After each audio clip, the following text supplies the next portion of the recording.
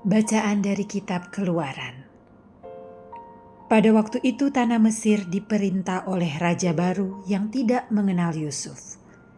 Berkatalah raja itu kepada rakyatnya, "Lihat, bangsa Israel itu sangat banyak dan jumlahnya lebih besar daripada kita.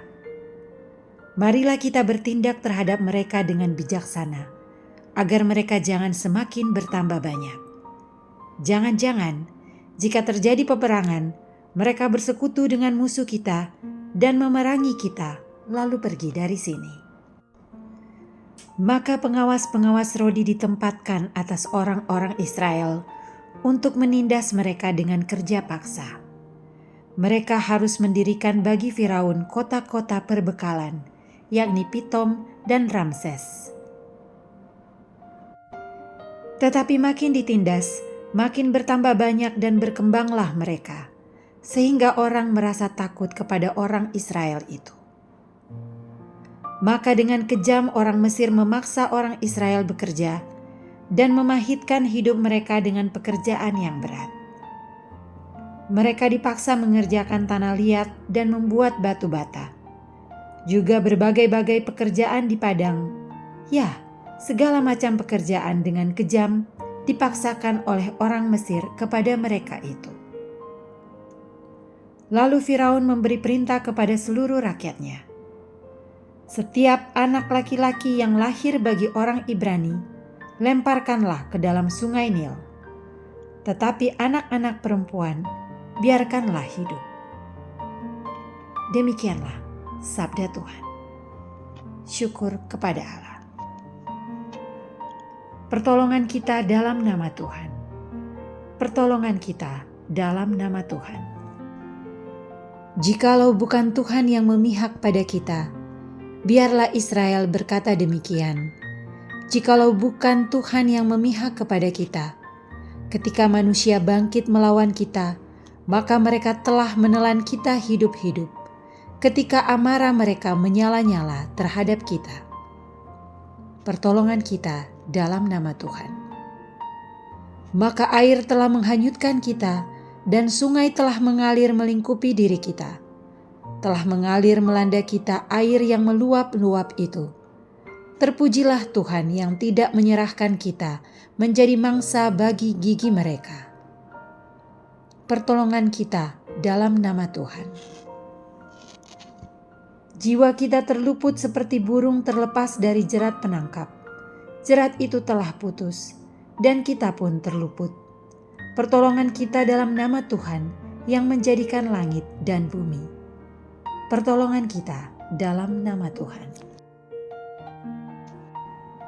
Injil suci menurut Matius. Dimuliakanlah Tuhan.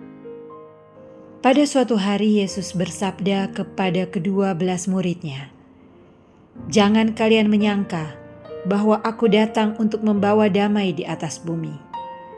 Aku datang bukan untuk membawa damai, melainkan pedang. Sebab aku datang untuk memisahkan orang dari ayahnya, anak perempuan dari ibunya, menantu perempuan dari ibu mertuanya, dan musuh orang ialah seisi rumahnya. Barang siapa mengasihi bapa atau ibunya lebih daripadaku, ia tidak layak bagiku. Dan barang siapa mengasihi putranya atau putrinya lebih daripadaku, ia tidak layak bagiku. Barang siapa tidak memikul salibnya dan mengikuti aku, ia tidak layak bagiku. Barang siapa mempertahankan nyawanya, ia akan kehilangan nyawanya. Dan barang siapa kehilangan nyawanya demi aku, ia akan memperolehnya kembali. Barang siapa menyambut kalian, ia menyambut aku. Dan barang siapa menyambut aku, ia menyambut Dia yang mengutus aku. Barang siapa menyambut seorang nabi sebagai nabi, ia akan menerima upah nabi. Dan barang siapa menyambut seorang yang benar sebagai orang benar, ia akan menerima upah orang benar. Dan barang siapa memberi air sejuk secangkir saja kepada salah seorang yang kecil ini, karena ia muridku? Aku berkata kepadamu, sungguh ia takkan kehilangan upahnya." Setelah Yesus selesai mengajar ke-12 rasulnya, ia pergi dari sana untuk mengajar dan memberitakan Injil di dalam kota-kota mereka. Demikianlah sabda Tuhan. Terpujilah Kristus.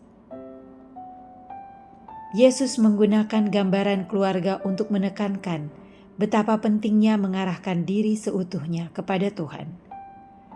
Ada banyak penderitaan terjadi ketika seseorang memutuskan untuk menyerahkan diri seutuhnya kepada Tuhan.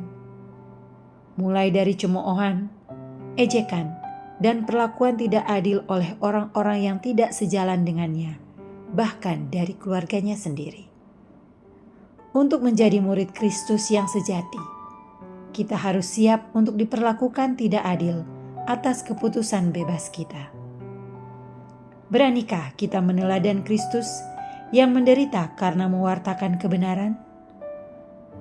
Marilah berdoa.